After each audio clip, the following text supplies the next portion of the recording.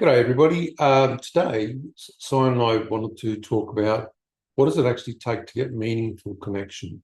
Um, Basically, there's like so many different levels to connection and trance and meditation and all the rest of it. And it's rather than me explaining the way I do it, I thought that would be best if we spoke to Syann and asked her how she has made connection meaningful in her own life. So, do you want to start with your story, your journey, really? What from day one? Yeah, why not? We're going to be here a long time. Are we? Okay. Okay, so Mm. I on a conscious level, Right. the journey, I guess, started when I first went to a spiritualist circle. Okay. However, I'm going to really caveat that because I think people's journey with spirit and extraterrestrials, if it's going to probably end up somewhere in adulthood, I'd suggest it starts way before we even remember it. So I'll just say that.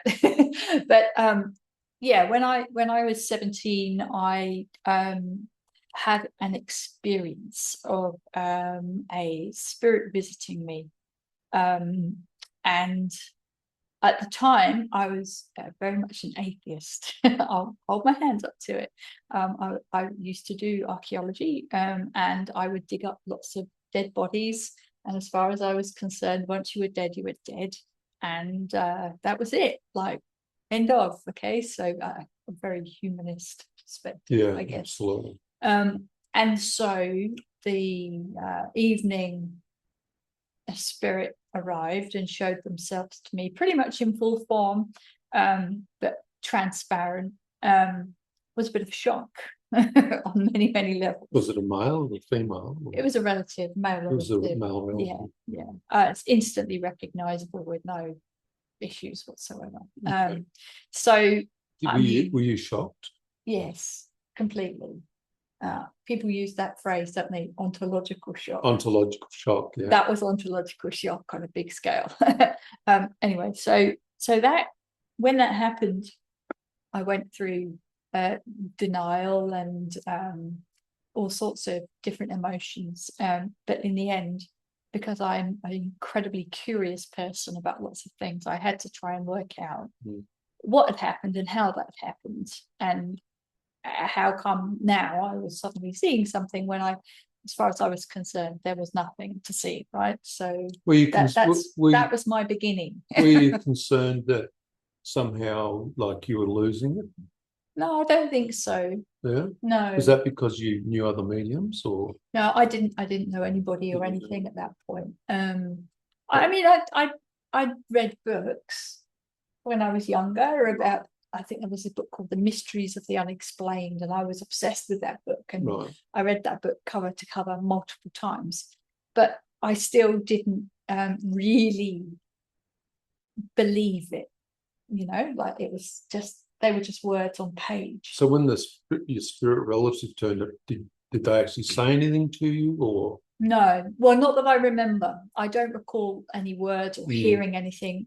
I just perceived an enormous sense of calm. The situation was, I was very upset about a situation, and something that had happened. I was very upset, and they basically showed up, and it was like a blanket of calm had been cast over me as I saw them. Okay. And so it wasn't just like a visual thing; it was a emotional thing as well. And it was so, I went from from A to Z, like from completely stressed out and worried and scared and upset to totally and utterly calm in like that. It was just instant, and probably more than seeing him there, it was that aspect of it that got my attention, because I couldn't make that up. If anything, on a emotional level, I would have thought I'd be more freaked out and upset at seeing the relative stood there, but I wasn't. Did And my reaction, it was my reaction to it that caught me out more than even seeing them there. And I think that's why I knew I wasn't losing it, because you can't make stuff up like that. No, you can't. Yourself. And it happens. It happens to a lot of people. And I remember asking about 20 or 30 people once if they'd ever seen a spirit. And these were just people that I knew. And they all said that they'd seen something. And I thought, it's really strange. Like, it must be happening a lot. And you know, maybe it only ever happens once, but at least it happens. And so, you know, they might have said they were seeing orbs or whatever. So what did you do after that? Like, how did you then learn what to do or how to develop? Well, I had to process what I'd seen, and that took a good few weeks. Seen and experienced. And in my searching, that led me to a spiritual development circle. Okay, what's that? So in the UK, and I'm sure they have them over here too, but the spiritualist circles, they used to, I'm guessing they still do, have little what they call open circles where people can go along and just turn up, and for a couple of hours in the evening you can practice psychometry, your clairvoyant mediumship, and all sorts of things. Now, the one I came across where I was living at the time was particularly open to trance mediumship, and actual beyond clairvoyance. So they actually had whole nights dedicated to transfiguration. Oh, wow. Where what somebody would sit and for the whole, and there was about 20 people there, and I was the youngest by about 30 years. So I was very much looked after in that circle. And we'd get to see transfig going on. And so it was really, really open, and they were incredibly open to trance work, which at that point, and I just don't know if the situation is the same or not, most UK-based spiritualist churches weren't open to trance work at all. Oh, okay. So they're very, very much, you can come along and do tarot cards and oracle cards and crystals and psychometry and clairvoyance, but that's the extent. But my question there is wasn't Wesley Flint in the UK? Yeah. You know what I mean? Like Helen Duncan, all these famous physical mediums. And then you've got I think it was Arthur Finley if I get this wrong, don't get me. But I'm pretty sure it was Arthur Finley who really sort of promoted the idea of learning physical mediumship in spiritualist churches, and certainly his college was very much devoted to physical mediumship in the early days. But I don't know what it is about the UK spiritualist movement, or back as it was, it seemed to regress into, no, we don't do that anymore. Okay. We just do clairvoyance. That actually happened in Australia as well. Okay. For a time. We don't do that sort of work anymore. Yeah. I think it's based around the fact that a lot of spirit people, if a person's going to develop and they're a physical medium, they obviously have ectoplasm.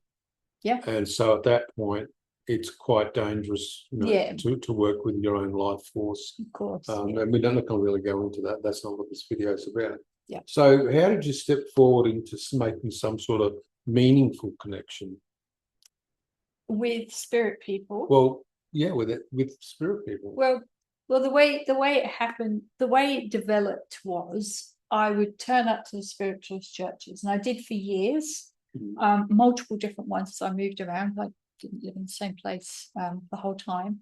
And in one circle, on one evening, out of the blue, a spirit guide started talking through me when we were in a meditation, and it just happened.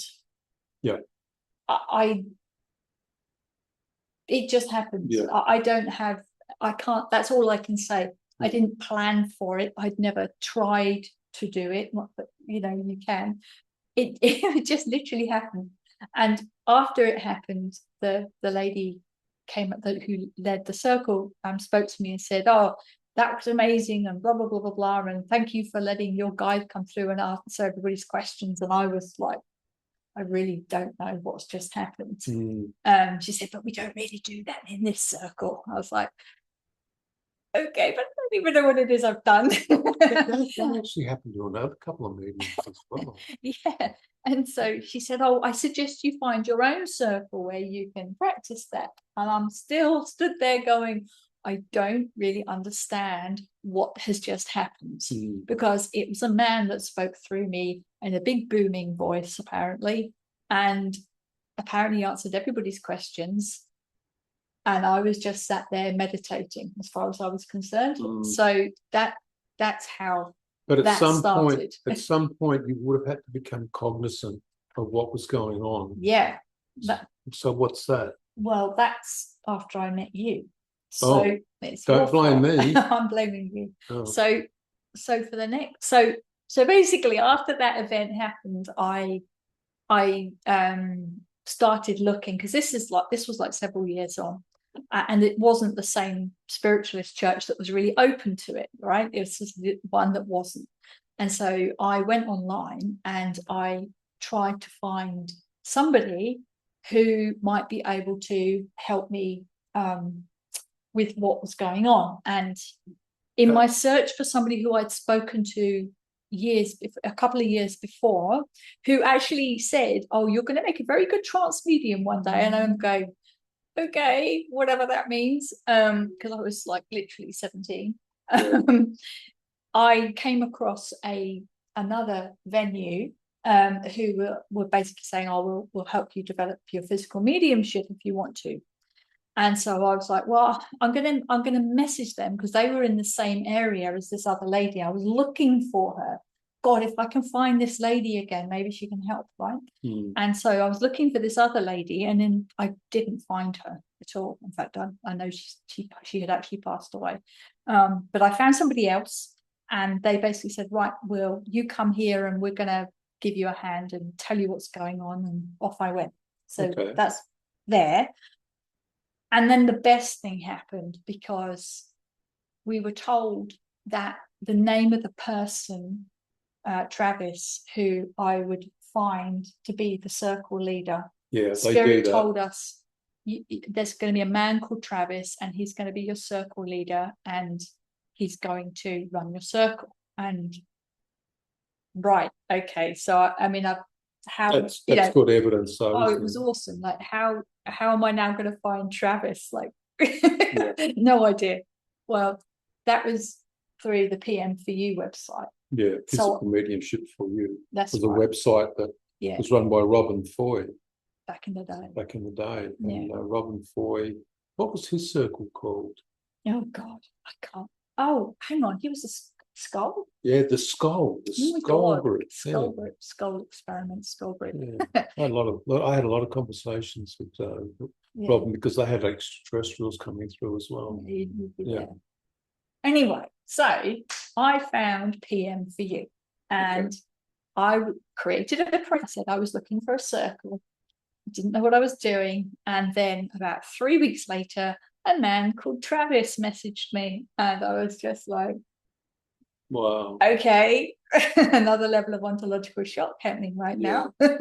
And so that's how I started sitting in circle. And I was extremely lucky, because the circle members, they had unfortunately lost their medium a couple of years prior, and they were looking for a new medium.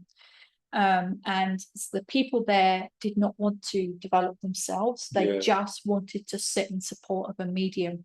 And I think that was absolute gold. That's key to a medium's development. Getting those people that it's don't so develop hard and to will sit find with people. you. Yeah, absolutely. And I was very lucky that I had like 5 or 7 people turn up within a couple of weeks, and not one of them wanted to develop. Well, I had a pre-made circle too. It was just like, wow. And it's sort of more like, wow, these people want to just come and support. And it was so lovely. It really was very lovely. It is. It's a really good thing when you've got spirit people coming and talking to everybody and doing transfiguration, and it's a lot of camaraderie, with the groups, and it's a lot of commitment.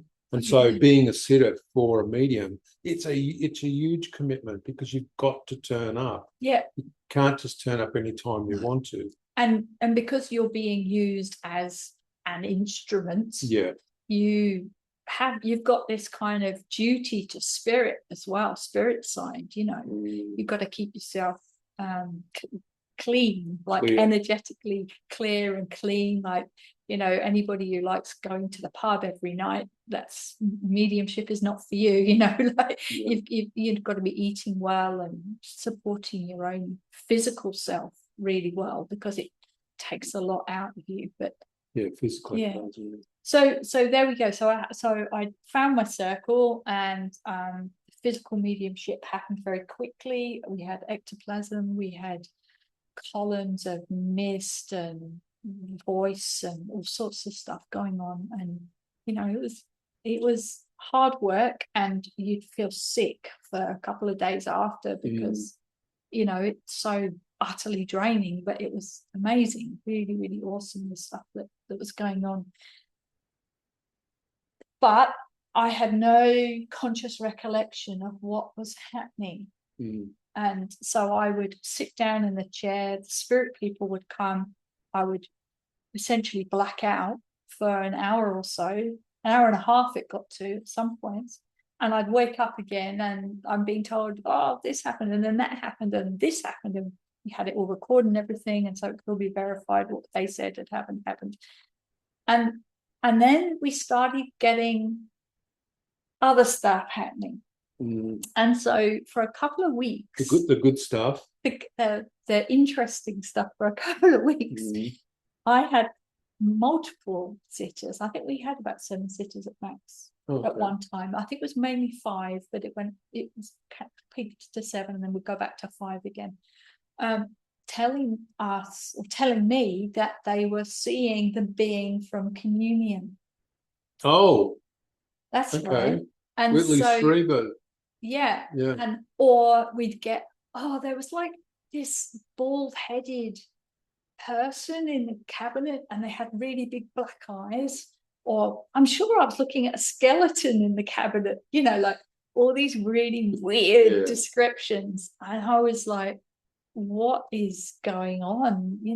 And people were saying, oh, it just felt really different. And did you have any guardrails? Like, when I say that, I'm talking about guardrails to me are things where, like, they're just no go. I won't be going that far.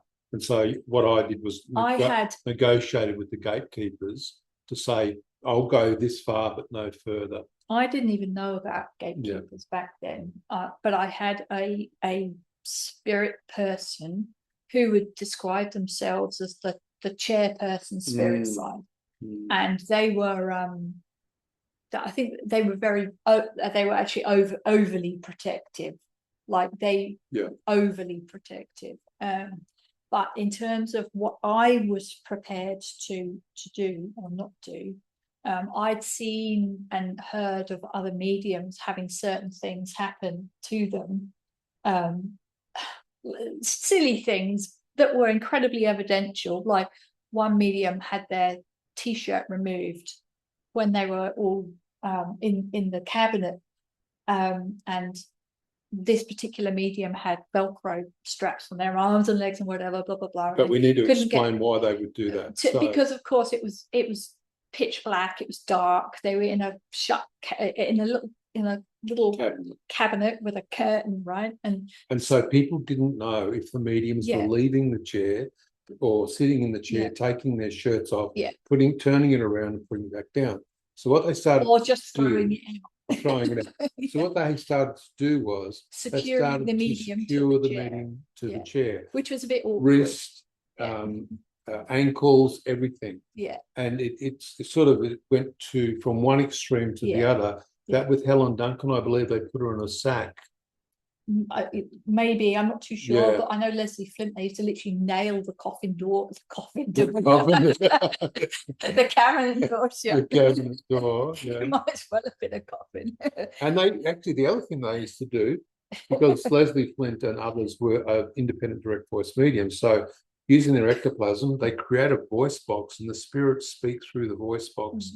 But they would fill the medium's mouth with water, and then tape it closed, and the person would have to be in trance like that for whatever time while the spirits speak. And if you look up You'd have to be John conscious. Campbell Sloan or Leslie Flint has his own website.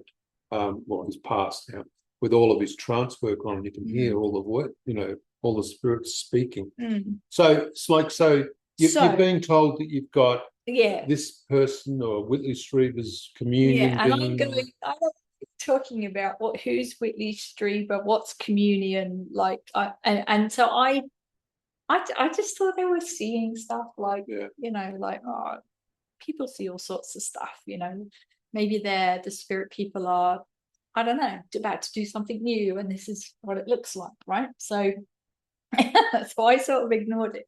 Anyway, I carried on ignoring it until one of the sitters, she sort of said to me, you've got to look up communion, because I keep seeing that being, and she kept using the word being.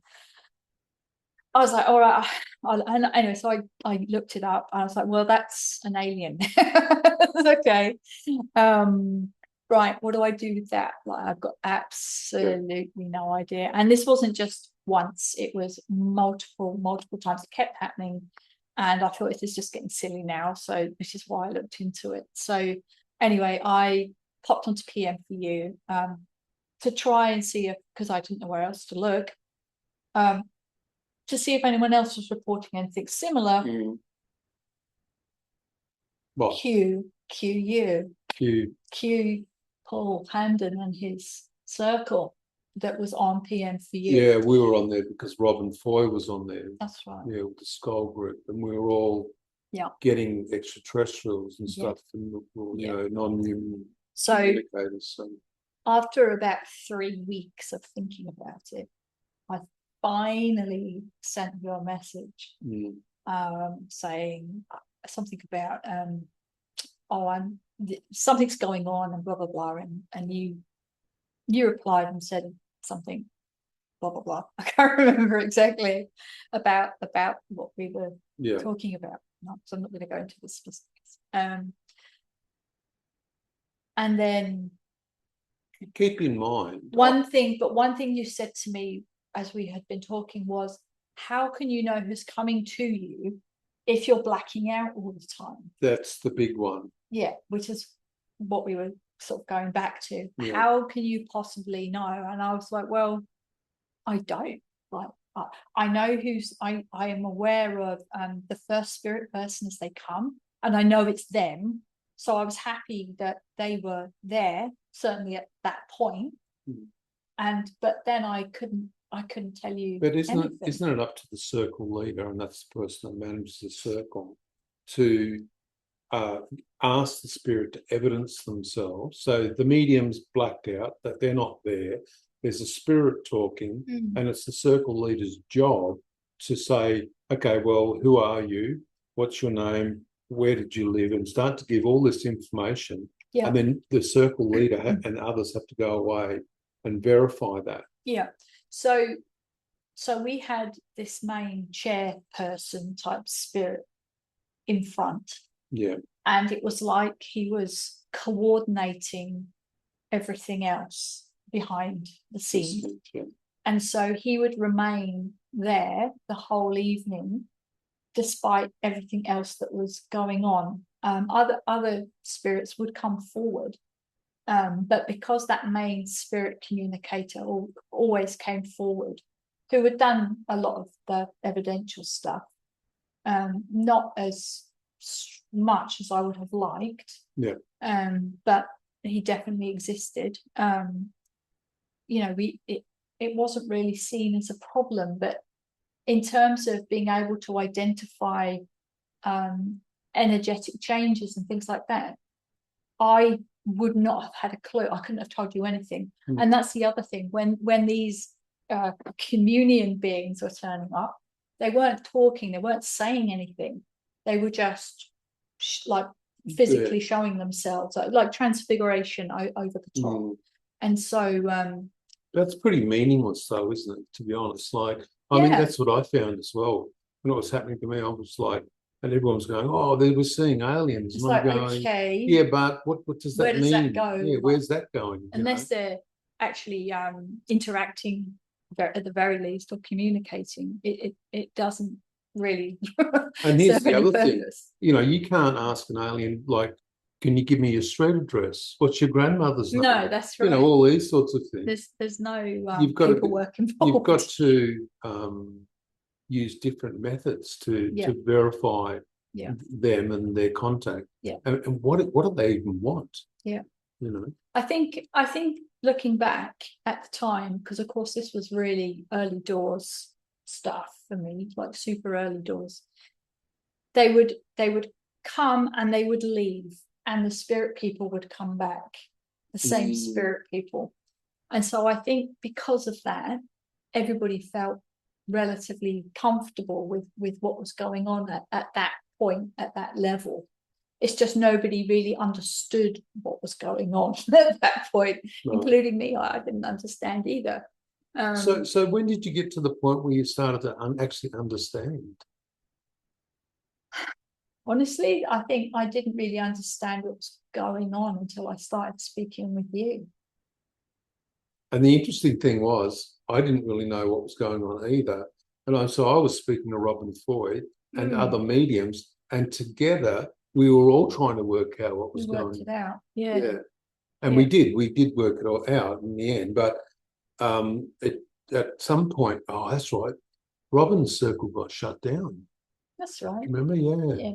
Because the main communicator said that there was a problem. Problem with the timeline. Problem with the timeline or something. It's really interesting if you look at if you actually research the skull stuff as well. Yeah. And then we ended up in my circle having exactly the same problem with that, and exactly the same time that at the 5-year mark we had problems with the timeline, and we basically had to shut, or they went to shut the circle down. Yeah. So you know, like it there's a lot to this. It's not just it was a corrupt process in the end that Robin Foy was using. He said that himself in his own book. Yeah, and we're talking about there was a dome with a crystal in it. Yeah. So that's how the skull experiment was sitting. They used a glass dome with a crystal in it, germanium, I believe it was. I think so. And they would sit and focus on it, and in the room, then all of a sudden all this stuff would start taking place. It's not a very good well, they did have 2 mediums though. Do you remember? There was a medium that sat either side. Yeah, we didn't follow that practice, even though I had read Robin's book. We sort of started doing the same thing. But I started to realise that we shouldn't be sitting that way. Well, it's interesting that you say that, because what happened ultimately with my circle back in the day there was that one of the sitters was very insistent that we replicate that dome and crystal process, saying that it would accelerate the development of the medium. And I think that's what Robin suggested in the book from memory, but I'd have to double check it. But the spirit guides that I had coming forward at the time were like, no, we don't want to introduce this process. It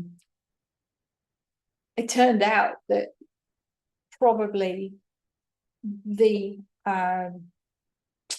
want to accelerate the process using this dome was it was a reptilian influence. Do you remember? Because you came and had a look at the circle and the energies in the circle. Yeah, but then there's a lot of stuff behind that as well. Oh yeah, where it's complicated. People actually said that they knew that was taking place. Yeah, that's right. Do you remember that? Yeah, I do. So we won't sort of really talk about that too much, but usually if you're going to get infiltrated by, and I think we're doing a video on this on we are live video about this on Sunday. Yeah. So we'll leave it for that. Yeah. So where to from there? Like when you started working with the Zetas, I guess. Yeah. So kind of at that point, we had a venue change. We moved locations because we didn't want the reptilian influence on the circle, and we just continued. And what was happening was basically the Zetas sort of took over the sitting. Yeah. So the spirit contact became less and less, and the Zeta energy got stronger and stronger. Now, because of pretty much what you said, how can you know what's going on if you're blacked out? Yeah. I at that point said, I'm not blacking out anymore. I'm not going to allow that And process. I said that too, and so did Leslie Flint. Yeah. He said, "Oh, I do not want to be blacked out by spirits." That's right, because as the medium, you are the first point of contact for the energies that are coming in, right? So all the energy that, or whether it's spirit or whatever, it comes through the medium and then out into the room. And so you, as the medium, are like the first one, if you're awake and you know what's going on, to recognize these energy changes going on. And so you're like the gate. You're like the gateway, like into you're the into point the physical where they coalesce all the frequency energy dimension. and from the beings, but also from the people in the room. Yeah. And they call them spirit scientists, but they coalesce all that energy and then push it through the medium. Yeah.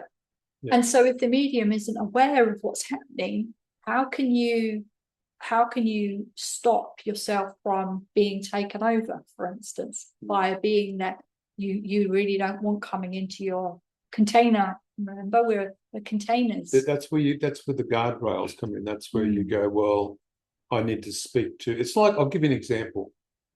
You've got a security guard that you've hired, and but you've not told him any instructions. You've given them nothing, and someone comes in and gives you a punch in the nose, and then you say to the security guard, "Why didn't you stop them?" And he goes, "Well, is that what you want me to do?" Yeah. And so with spirit guides, I came up with a set of hard and fast rules that I was going to apply to having the extraterrestrials come in and speak. Yeah. Right. Yeah. See, I guess the thing about the hard and fast rules is you can't apply them if you don't know what's out there in order to apply them. Absolutely. And at that point, well, just before that point, I had no idea about everybody learns and stuff like that, right? So I didn't apply those rules because I didn't know they were there to be applied against. I didn't apply them either until I realized that I was really struggling after every sitting. And it took me 2 years. Yeah. You know, I think what the point that we're trying to make here is that development isn't just something that happens over a couple of months or even a couple of years. But it's many years. It can be many years. And if you have the drive and the patience and the intuition and the desire, then at some point you'll start to see a lot of changes. But it can't be this ad hoc thing that someone does, because if it is, it just isn't going to work. No. It'd be like somebody that reads tarot cards. If they do it all the time, they get quite good at it. If you're a mental medium and you do it all the time, and where you connect to spirits, you would be quite good at it. And that's what people, I think, need to realize, that when a person says that they're talking with extraterrestrials or they've got extraterrestrial contact, and they just say, "Oh, I'm sitting in a ball of light and the aliens are speaking through me," probably not. Probably what's happening is you've got spirits talking through you, pretending to be aliens. Which is what we're going to talk about. Which is what we're going to talk about on Sunday. So, no spoilers. No spoilers. Stop giving out spoilers. Yeah, that's me. So yeah. So that was 15, 16, 17 years ago. Wow. At that point. So that's where we've got to with my story. 17 years ago. Yeah. And from that point, it's been just working with the Zetas, which has been very, very, very difficult. Especially when you think about the time that we were in touch with the Anunnaki, and the whole house felt like it was upside down for 3 days. Yeah, but that's kind of... You know what I mean? Like those... I'm not going to say it was fun, but that's kind of fun difficult. When I'm talking about difficult, I mean difficult in learning to recognize extraterrestrial energies, learning to recognize when it's reptilian energy pretending to be Zeta energy. Recognize, spirit energy is one thing, and within that you have different layers too. Like an earthbound spirit will feel very, very different to your spirit guide, and your spirit guide will feel very, very different to a relative. Everybody, even within spirit people, that you have different frequencies, just like everybody has a different personality. But the extraterrestrial personalities and frequencies are even more varied and more cunning as well. So it's been a journey for sure. Absolutely. Yeah, not an easy one. So just to wrap up, what's the end goal here for you in regards to all of this? What's the end goal? Yeah, for you. What, like, specifically? I mean, the end goal is for me to have clear and evidence communication from the Zetas work with me to someone else. Okay. Yeah. And at some point you get enough evidence that you go, okay, this is real, and now I need to really work with this and see where it can go. I mean, I've had plenty of stuff happen now where I'm in no doubt whatsoever that the Zetas working with me are the Zetas who say they are working with me, right? But I want them to be able to speak that evidence communication clearly. But they have a few times. A few times, but really clearly. You know what I mean? Like, I'm terrible at math. My math is awful, like really, really bad. Zeta math should be good, I think, except they only, maybe it won't be. Zetas don't use math. They don't use math, no. Everything is one. One of the Zetas came through once and they answered that question. They said, somebody said to them, what's 1 + 1? They said 1. Yeah. They go, why is it 1? They said, my math is really bad. Well, that's an excuse, but and so they said, well, how is it 1? They said, well, because you've added it to it. It's still the same. It's the same thing because they look at it from the consciousness perspective. Yeah. And I think you'll see, especially the way that the Zetas talk in the Primer of the Zeta Race, which is a free book, the Zeta Interviews, which is also a free book. You can just download them. A lot of people study them. A lot of people go to the website and use the search function to find different things as well. We're also on X. We put a lot of information up there. We just put some stuff up about the Anunnaki as well. So I think if we were going to give a message to anybody who is thinking about developing connection with spirit and definitely wanting to develop connection to a meaningful extraterrestrial race, because unfortunately I think anyone can develop a connection that they might not necessarily want with many extraterrestrial beings, but what a meaningful positive connection to an extraterrestrial race is. Be prepared for a lifelong journey. Don't think it's going to happen in a year or 2 years or 3 years or 4 years. And even if you've been doing it for 15 years, don't think it's over. It will never be. Your development with extraterrestrials is never over. It keeps going, and it will happen in ways you could never have even thought of. You could never even possibly have come up with. Think of it this way. Stuff that they do. It's a tradesperson like a builder, they get their trade qualification, they get registered as a builder. And then while they're building, all these new products come out and they have to keep learning about all the new materials and how you use them, and how does building designs change and a lot of stuff. So the person's continually having to learn. And that's what happens to people that develop contact or go to develop contact. The problem is, and we will be talking about this, is what happens if you try to develop too fast. Yeah, Sunday. And that's what's going to happen on Sunday. All right, so any last thoughts? Nope, just that I needed another cup of tea. You need another cup of tea, all right. Mhm. Right, well, it was good talking to you all, and we'll see you at the live on Sunday. Bye.